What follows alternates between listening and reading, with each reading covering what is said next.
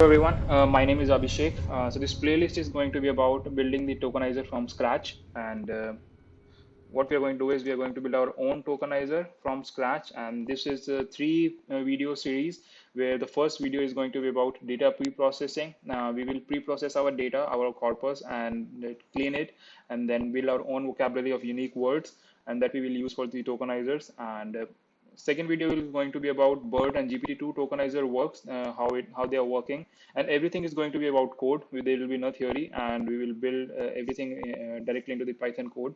And then the third video is going to be about building tokenizer from scratch. So whatever knowledge we will have, and we will see how the BERT and GPT-2 tokenizer are working. We will gain that knowledge and add those spatial tokens which are there, and build our own tokenizer. So first, what is a tokenizer? A tokenizer is basically when we're converting a word into the numbers. That's it. And then these words are converted into vector forms, and they're put into embeddings to keep the meaning of the words, the context of the words. But what is tokenizer? Just converting words into numbers. That's it, and is processed into the computers so that they can compute for machines to understand. So what are the steps which are going to be?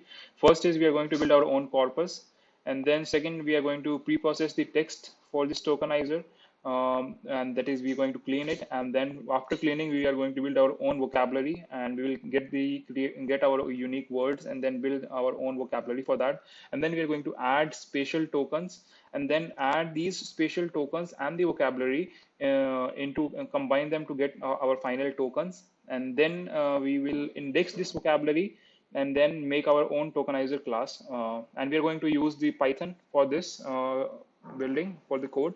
The corpus which we are going to use for this playlist is going to be business statistics by Excel. Everyone of us knows this, data science students, right? So this is what we are going to use. We are going to use this PDF, and we are going to convert it into text, and then we are going to clean it.